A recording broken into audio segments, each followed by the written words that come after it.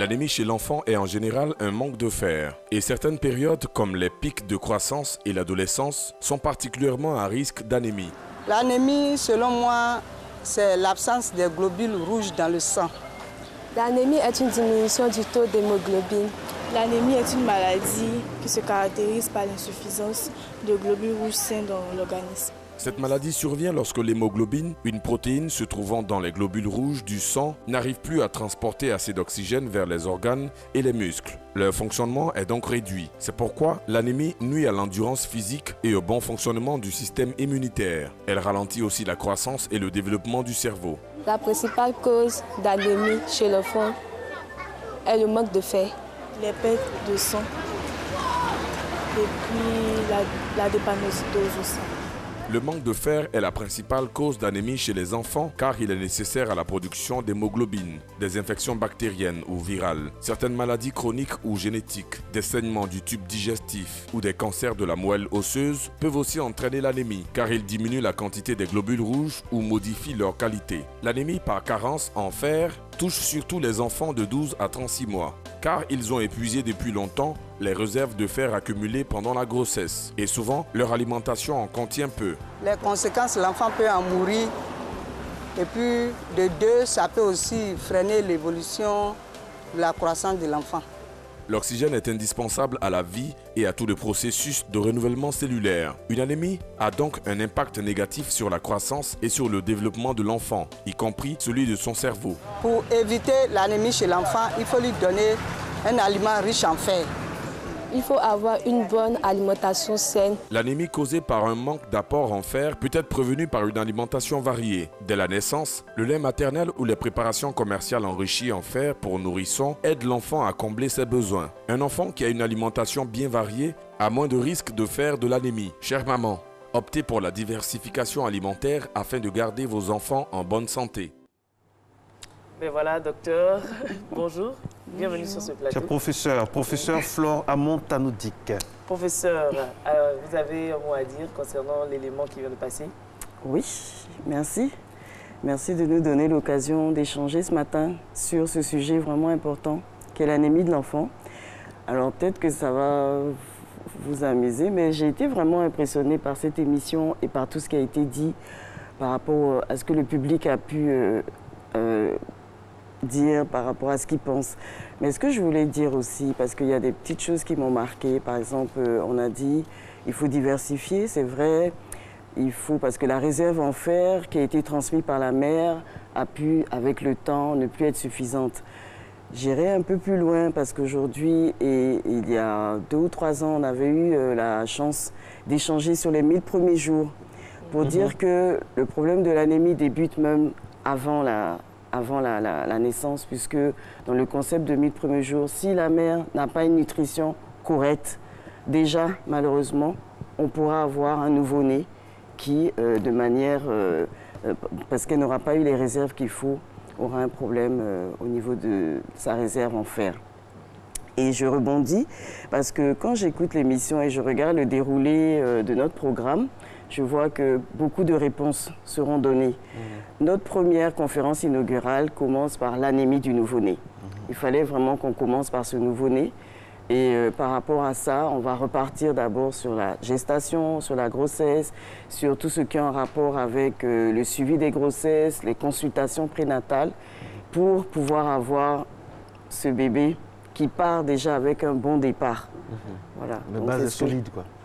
La base est solide et c'est important. Alors, vous savez que chez nous, c'est la pédagogie. Hein? Alors, on va récapituler. Les gens ont parlé dans le reportage, c'est bien. Oui. Et on a la chance d'avoir, c'est pas toujours qu'on a la chance d'avoir le professeur sur le plateau. L'anémie, c'est quoi, au fait, concrètement?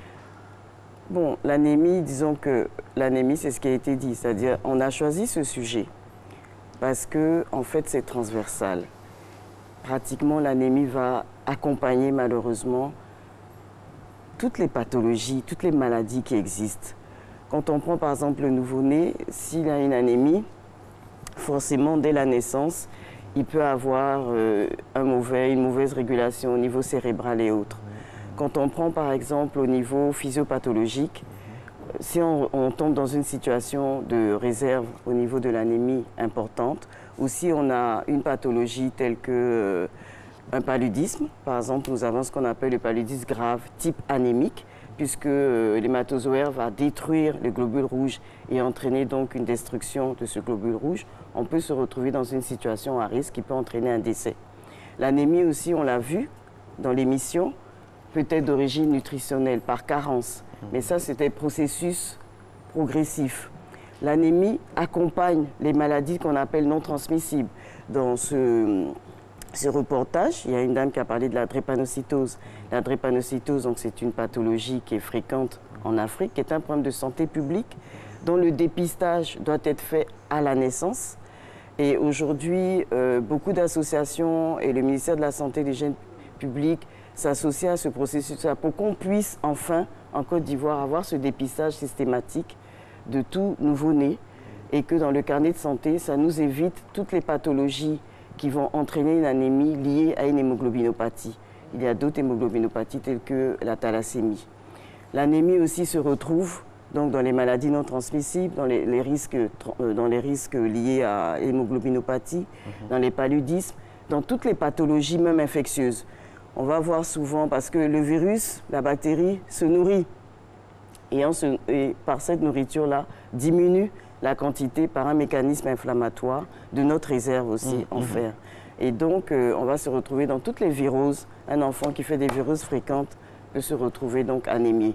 Il n'y a pratiquement pas de situation en pathologie qui ne peuvent pas être pourvoyeurs d'un risque d'anémie qui peut être modéré ou sévère. Comment ce mal se manifeste? Bon, alors si on prend en fait l'anémie chez nous, c'est un symptôme qui donc va s'associer à d'autres signes pour entrer dans ce qu'on appelle une maladie. Voilà, donc quand je regarde par exemple le déroulé, donc on a par exemple approche diagnostique et prise en charge des anémies. L'auteur, donc on a invité plusieurs conférenciers qui sont des experts. Voilà, parce que moi je suis pédiatre, c'est vrai, pédiatre, et la pédiatrie c'est vaste. Et vous voyez que l'anémie est déjà une spécialité en pédiatrie. On parle aujourd'hui d'hématologue pédiatre, tout comme on parle de pneumologue pédiatre à l'instar des adultes. Donc dans notre déroulé, nous avons plusieurs spécialistes. Et là, vous voyez que le diagnostic, c'est déjà comme un algorithme qu'on va dérouler en mettant en place toutes les situations et pathologies à risque. Parce qu'en fait, dans l'émission, on se rend compte qu'on a beaucoup insisté sur le volet nutritionnel parce que c'est important. C'est un peu le soutien, la base de tout. Comme disent les pédiatres, ton premier médicament est dans ton assiette. Mais en fait, vous voyez que l'anémie va s'accompagner, par exemple, comme je l'ai dit, de tout type de pathologies telles que les pathologies infectieuses, les pathologies non métaboliques, la drépanocytose, les cancers, donc les viroses et les situations carentielles. Donc en fait, si on regarde, il n'y a pratiquement pas de pathologie où l'anémie ne va pas s'y associer. Donc dire qu'il y a un signe, bien sûr il y a des signes généraux, ces signes-là peuvent être des signes d'anémie aiguë, qui sont parfois des signes déjà trop dépassés. Le malade arrive, il a ce qu'on appelle un tableau de détresse respiratoire, comme on dit. Par exemple, il a des battements des ailes du nez, il a du mal à respirer. Là, on tombe dans ce qu'on appelle le syndrome anémique sévère. Mais là, c'est déjà un peu trop tard. Tandis que vous avez des anémies qui évoluent à bas bruit. L'enfant perd l'appétit, il ne mange pas correctement, il se trouve fatigué, il y a un ralentissement, comme on a dit, de la croissance. Là, c'est insidieux. Mais en fait, le pédiatre, lui, doit chercher la cause. Parce que l'anémie est un signe, et derrière cette anémie, pourquoi cet enfant est anémié? C'est ça qui est important, c'est la réponse qui donne le vrai traitement et qui va permettre donc de prendre en charge correctement l'anémie de l'enfant. Professeur, soit dit en passant, est-ce que ça se manifeste de la même manière chez l'enfant et chez l'adulte? Oui et non, c'est-à-dire que bon, quand on dit par exemple un choc hémodynamique, le choc hémodynamique de l'adulte, de l'enfant, ce sont des signes précis, chute de la tension artérielle. Le choc hémodynamique, c'est quoi? Le choc hémodynamique, voilà. Le choc hémodynamique, c'est tout ce qui est en rapport avec... La circulation du sang? La circulation du sang, oui, mais tout ce qui est en rapport avec l'organe vital qui se trouve en situation de choc. La tension artérielle qui chute, liée à une chute de la volémie, on a le pouls périphérique qui soit est trop accéléré, soit trop ralenti. Donc ça, ce sont des signes cardiovasculaires qui accompagnent des situations d'anémie grave, qui demandent une admission urgente, souvent une transfusion, en tout cas une prise en charge en réanimation ou en soins intensifs. Voilà. Alors, on va revenir de façon détaillée sur les bases de cette maladie, les causes, on va dire. Qu'est-ce qui cause spécifiquement cette maladie-là? Donc, je vais essayer de reprendre. En fait, il faut, derrière l'anémie, il faut regarder quelles sont les maladies pourvoyeuses qui vont entraîner l'anémie.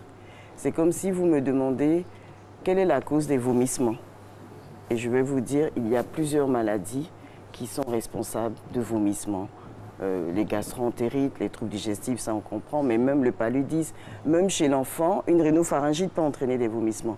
Donc, chez le pédiatre, ce n'est pas tant l'anémie. L'anémie est un signe, mais quelle est la maladie qui va entraîner? Et c'est un peu tout ce déroulé que je vous ai donné. Donc, justement, l'anémie n'est pas une maladie. C'est un symptôme. C'est un symptôme. Qui est lié à des maladies qui vont être pourvoyeuses d'anémie parce que soit un microbe, un micro-organisme va venir perturber le mécanisme ou détruire les globules rouges, soit une pathologie comme les hémoglobinopathies où on a une destruction donc du globule rouge liée à une falciformation, soit on se retrouve dans des situations de perte sanguine parce qu'on a par exemple une hémorragie liée à un traumatisme. Donc les situations de risque anémique sont multiples. Donc tant que l'étiologie ou la cause n'est pas identifiée, la prise en charge pose problème. Voilà. En termes de sévérité de prise en charge, quelle conduite à tenir immédiate, et en termes de traitement que nous on appelle curatif, c'est-à-dire que le médecin va toujours séparer le traitement curatif du traitement symptomatique de prise en charge générale qui occasionne des signes mais qui en fait peuvent se retrouver dans d'autres maladies et vont se retrouver dans cette situation-là d'anémie. Est-ce que l'anémie peut-elle être héréditaire? Mais si on prend les pathologies comme l'hémoglobinopathie, la thalassémie sont des maladies héréditaires transmissibles. Donc par ce biais-là, un enfant qui naît et qui a une drépanocytose peut donc forcément être souvent anémié. D'où par exemple l'importance du dépistage systématique voilà, chez la mère, chez le nouveau-né, et on insiste chez les hommes. Parce que, en fait, la recherche systématique de ce qu'on appelle l'électrophorèse de l'hémoglobine dans le carnet de santé de la mère est fait. Et malheureusement, on ne fait pas souvent ce bilan prénatal et on ne connaît pas l'électrophorèse du père. Donc, peut venir au monde un enfant qui est normal, si l'électrophorèse de la mère est normale, mais et le père, oui, ou bien une forme hétérozygote mixte, ou malheureusement, une forme majeure. On parle de S, AS, des... Exactement. Voilà. Alors, est-ce que, bon, voilà, quand c'est comme ça, quelles sont les précautions à prendre, s'il y en a, afin d'éviter, prévenir, je ne sais pas? Bon, je dirais, il y a une part qui est liée à l'individu, et ça, c'est ce qui a été un peu déroulé. La femme enceinte, par exemple. La femme enceinte, vous savez qu'on a beaucoup parlé, on insiste sur les CPN, hein, vraiment les consultations prénatales. Tout de suite, c'est du faire. Quand elle est enceinte, déjà au début, les premiers mois, j'entends, hein, on entend, bon, on est quand même des parents, prescription de fer, c'est pratiquement automatique, c'est pour ça? Oui, c'est pour ça, parce qu'ils se retrouvent à deux. On fait de toute façon un bilan, parce que donner du fer, c'est bien, mais quel est le taux d'hémoglobine que cette femme enceinte a quand elle commence sa grossesse?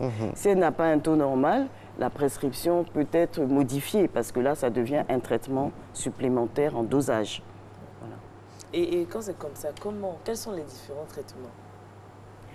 Les traitements sont en fonction de l'étiologie, dans le cas général. Je veux dire que d'abord, ça dépend de l'état de l'enfant. Si un enfant arrive, comme je dis, en choc hémodynamique, en choc, il ne peut pas avoir le même traitement qu'un enfant qui est devant nous et qui, par exemple, a fait une anémie par carence nutritionnelle. Donc le traitement en déroulé est fonction de la gravité et de la cause. Voilà. Il y a des moyens également de prévention. Absolument, puisque, comme je dis, une grande majorité des anémies, surtout celles qui sont insidieuses, sont des anémies par carence nutritionnelle. Et donc, on insiste. On insiste parce qu'en consultation, c'est vrai que nous sommes des médecins, on est venus pour traiter, mais la prévention, c'est ce qui est important. Et donc, c'est important dans le déroulé de toujours vérifier l'alimentation. On a eu des études en Côte d'Ivoire sur la nutrition et on s'est rendu compte, autant qu'il y a beaucoup de légumes et de fruits en Côte d'Ivoire, très peu d'enfants en mangent régulièrement. La pyramide alimentaire est bien précisée et le programme de nutrition de Côte d'Ivoire insiste dessus, mais en pratique, l'Ivoirien ne mange pas et l'enfant ivoirien, qui peut-être imite aussi les parents, ne mange pas, selon les normes, la quantité de légumes et de fruits nécessaires qui pourraient éviter ces anémies-là, puisque le fer est retrouvé dans une multitude d'aliments, notamment les légumes et les fruits. Alors, les 6, 7 et 8 juin prochains, vous avez une importante... J'imagine que vous êtes pressés quand on parle de ça. Nous, on profite quand vous êtes là, parler d'autres choses, pas forcément du programme. Hein. Nous, ce qui nous intéresse, c'est le sujet global pour tout le monde. Mais bon, en fait, je vois que vous êtes très... Voilà. Donc, il y aura donc des journées. Alors, la quintessence, c'est quoi? Et puis, qu'est-ce qui nous amène à ces journées-là? Quels sont les constats, les postulats? Voilà. Alors, je voulais quand même dire un mot sur la Société ivoirienne de pédiatrie, parce qu'on n'en parle pas souvent. Et c'est vrai, nous sommes des professionnels de la santé. Et quand un parent est devant nous, il voit derrière nous un médecin qui est assis, qui fait une prescription. Mais derrière, il y a quand même tout un organisme qui se met en place pour la prise en charge, qui n'est pas seulement la prise en charge d'une prescription médicale. Donc, cette Société ivoirienne de pédiatrie existe depuis de longues années. Le premier professeur de pédiatrie de Côte d'Ivoire, à qui je rends hommage, parce qu'on l'a perdu il y a un mois, professeur Assé Adou, était le premier qui a été à l'initiative de cette Société ivoirienne de pédiatrie. Plusieurs de nos maîtres sont passés secondairement. Et enfin, pour aller droit dans le sujet, cette société a un rôle primordial. Pourquoi? L'université, l'UFR des sciences médicales forme des médecins, forme des pédiatres pour ceux qui veulent devenir pédiatres. Et après, il n'y a plus de formation. Et donc, c'est ça notre rôle. C'est-à-dire, nous faisons le relais de l'université dans ce qu'on appelle l'enseignement post-universitaire, qu'on appelle aujourd'hui le DPC, Développement personnalisé continu, qui dans les pays étrangers sont une obligation, puisqu'un médecin qui ne se forme pas est un danger pour la population, puisqu'il reste avec ses anciennes notions. Donc, cette société, chaque année, puisque là, nous sommes à notre 8e congrès, et je compte parce qu'il y a quand même beaucoup, 16e journée. Donc c'est dire que c'est pas d'aujourd'hui. Tout professeur conçoit un peu, ça fatigue. C'est pas de la médecine. Je pensais que c'était moi seul, mais ça fatigue les chiffres romains. Là. Voilà, de notre société. Donc c'est pas d'aujourd'hui. On a vraiment la chance d'avoir eu des pionniers qui ont travaillé avant nous. À Yamoussoukro, ça se tiendra donc à la Fondation les 6, 7 et 8.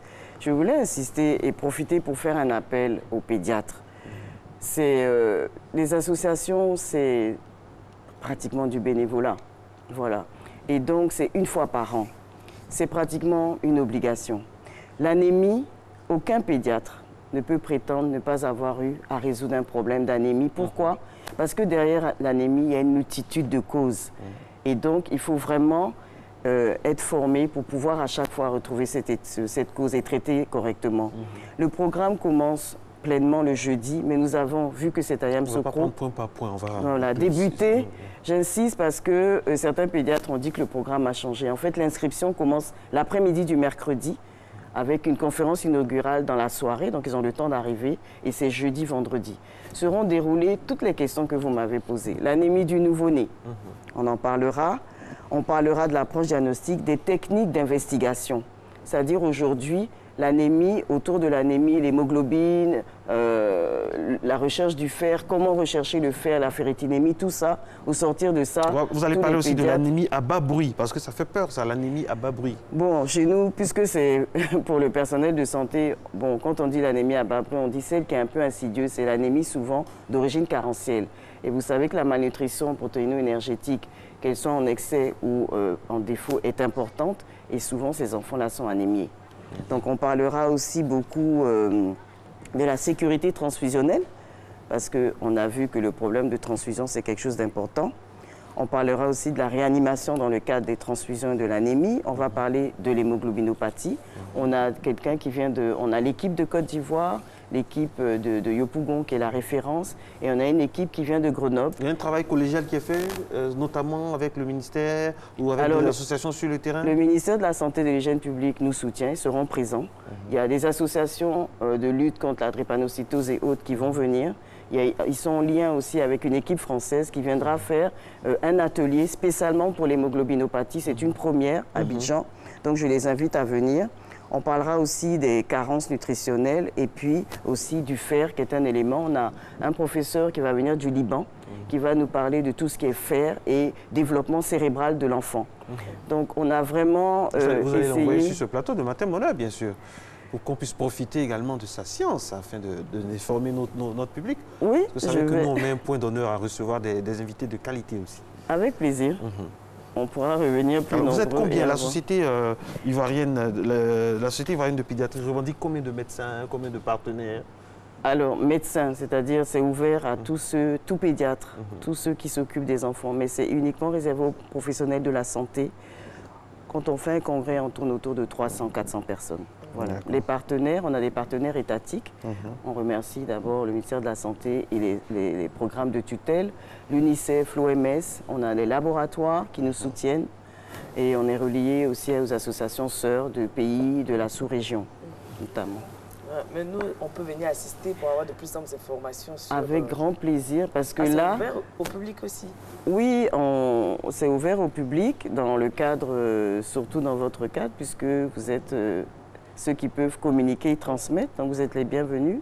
Et aussi, vous aurez, comme je dis, ce sont des spécialités, donc vous aurez des spécialistes de l'hématologie pédiatrique. Voilà. D'accord. Pour revenir au mode de prévention de l'anémie, oui. Il est dit qu'il faudrait éviter le lait de vache, surtout pour les enfants quand ils sont très très petits. C'est vrai? Est-ce une question piège? Non, je plaisante. En fait, tout le monde sait, et ceux les fabricants de lait, comme on les appelle comme ça, quand nous on commence les conférences sur le lait, on parle du gold standard, qui est le lait de mère. Mais ce lait de mère, j'insiste, le lait de mère est fonction de la nutrition de la mère. Et c'est un appel. Parce que les 1000 premiers jours ont révolutionné la prise en charge vraiment de l'enfant et le devenir futur quant aux maladies dans 5 ans, dans 10 ans, à l'âge adulte. Donc, le lait de mère est le gold standard. Mais nous avons bien sûr des situations où le lait de mère ne peut pas être donné de manière suffisante et nous avons ce qu'on appelle les substituts de lait de mère. Ces substituts de lait de mère, pour les laboratoires sérieux, et de toute façon, tout le monde est obligé d'être sérieux parce qu'il y a des lois qui permettent cette commercialisation. Il y a eu énormément de travail sur l'amélioration des substituts de lait de mère, qu'on appelle le lait de vache, pour s'approcher le plus possible des laits de la mère. Voilà, chaque jour, des laboratoires font des recherches pour essayer de s'approcher parce que quand on connaît l'importance du lait de mère, on ne peut qu'essayer de limiter quand on est obligé de donner un autre lait. C'est pour ça que vous voyez que, je ne veux pas donner de nom, les laits, les goûts des anciens laits ne ressemblent plus au goût actuel, puisque le sucre n'est plus aussi sucré, les protéines doivent être réduites, on doit apporter les nutriments qui luttent pour l'immunité de l'enfant, et même les rapports lipides, les rapports en glycérides et tout ça, tout cela doit être mis en place pour que le développement puisse se faire correctement. Professeur, est-ce que dans les cas d'anémie grave, par exemple, il faut recourir systématiquement à la transfusion? Transfusion toujours? Je dirais oui, parce que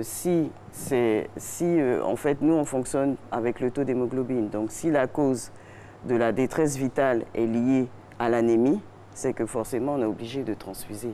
Voilà. Mais ça se transfuse à partir d'un dosage, avec des calculs et des quantités précises, avec un protocole précis et des recommandations particulières de vérification de compatibilité entre les sangs qui devraient aboutir aussi à des vérifications de sous-groupes. Parce que souvent, on rentre dans les groupes AB, ABO, mais en fait, il y a une multitude de sous-groupes qui normalement doivent être compatibles si on veut éviter parfois des accidents graves. Parlant de recommandations, nous sommes en plein jeûne. Jeûne et anémie, un mot? Jeûne et anémie. En fait, les recommandations qu'on soit... Bon, d'abord, je pense que par rapport à l'enfant, il est important que l'enfant puisse manger régulièrement à des heures correctes. Donc je pense que je ne suis pas de religion musulmane, mais je pense qu'il y a un âge où on peut faire le jeûne ou pas. Mais quoi qu'il en soit, que ce jeûne soit fait ou pas, la pyramide alimentaire, les recommandations de la pyramide alimentaire doivent être respectées. Si on tape sur Internet pyramide alimentaire, on a toutes les recommandations des quantités en lipides, en protéines, en glucides, expliquées pour tous, puisqu'on a le dessin avec les aliments qu'il faut. Donc, qu'on soit en jeûne ou pas, la pyramide doit être respectée en quantité et en qualité. Pour revenir au lait, il faut faire attention à la composition. Oui. les mamans doivent... avoir une nutrition exemplaire. C'est là, c'est vraiment important. La fabrication du lait de la mère est fonction de sa nutrition. On doit privilégier quelle composition? Alors la pyramide alimentaire doit être vraiment respectée et surtout les aliments riches en fer et tout ça. C'est-à-dire si déjà la mère ne s'alimente pas correctement, alors qu'elle est enceinte, elle va encore creuser un peu le fossé.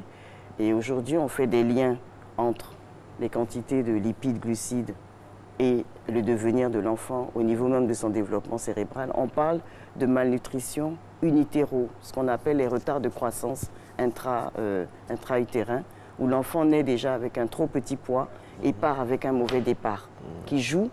Aujourd'hui, on parle même au niveau du cerveau de la qualité des fibres neuronales qui sont en fonction de la nutrition. Donc c'est vraiment un élément important, une alimentation correcte. Les conseils pourront être donnés à cette mère au cours des CPN. Et là, tout de suite, quand l'enfant sort avec un petit poids, c'est la transfusion ou bien il y a des techniques pour le remonter? Non, ça dépend de la cause. Le retard de croissance intra-utérin n'inclut pas forcément une anémie. Voilà. D'accord. Merci beaucoup. Avec vous, on parle de beaucoup de choses très, très intéressantes. Je veux revenir sur le lait de vache. Oui. Je veux revenir sur le lait de vache. Il y a différentes compositions. Vous dites que les laboratoires étudient pour améliorer la qualité de ce lait-là. Oui. Il faut privilégier quelle composition? Alors, ce qu'on a remarqué, c'est qu'en étudiant le lait de mère, je prends le cas, par exemple, des protéines. On s'est rendu compte que le ratio en protéines et le type de protéines du lait de mère n'était pas le même que le lait de vache. Et donc, ce ratio-là est déjà une situation qui prévient de l'obésité. Voilà, c'est un exemple. Voilà, il y a une multitude. Voilà. Alors, il y a certains labos qui privilégient, par exemple, le bifidus dans les principes actifs. Oui. Qu'est-ce que vous en pensez? C'est à proscrire ou c'est à là, promouvoir? En fait, ça, c'est lié à une recherche, justement, qui a été faite pour s'approcher du lait de mère. Vous voyez, par exemple, quand un nouveau-né est mis au monde, il y a ce qu'on appelle les bactéries saprophytes, c'est-à-dire ce sont des bonnes bactéries qui sont dans notre milieu ambiant, qui sont dans un équilibre et qui nous permettent, dans cet équilibre-là, de nous protéger contre les infections. Et donc, on s'est rendu compte que le lait de mère avait justement ces lactobifidus et tout qu'il fallait. Et on dit même que ça fait partie même du lait maternel, c'est vrai? Oui. Et donc, mais il y a différents types. Voilà, il y a différents types. Et donc, les laits, par cette étude, on s'est rendu compte, on a enrichi justement le lait de mère de ces éléments, ce qu'on appelle les probiotiques et les prébiotiques. D'accord. Voilà. Ok. En tout cas, si vous voulez tout savoir, prêtez l'œil à cet important rendez-vous donc de spécialistes de la pédiatrie, la Société ivoirienne de pédiatrie. Ce sera du côté de Yamoussoukro, notre j'appelle tous les pédiatres à vraiment venir pour ne pas rester ignorants. La médecine évolue, l'environnement change tout le temps, les microbes n'attendent pas et surtout les techniques changent. Et donc, il ne faut pas être hors du développement. Professeur, vous me faites peur parce que si tous les pédiatres se retrouvent à Yamoussoukro, comment? Alors, c'est très simple. Je prends le cas de mon lieu de travail. Donc, il y a un groupe qui va rester, qui sera sentinelle, et un groupe qui va partir. Les pédiatres sont très et l'année prochaine, Absolument. on changera. Ne vous inquiétez pas. Merci beaucoup, professeur Flore Amontano-Dick, présidente de la Société ivoirienne de pédiatrie. Merci. Et que la santé soit avec vous, mesdames et messieurs. On se retrouve demain pour la finale de Matin Bonheur pour cette semaine. Ciao, ciao.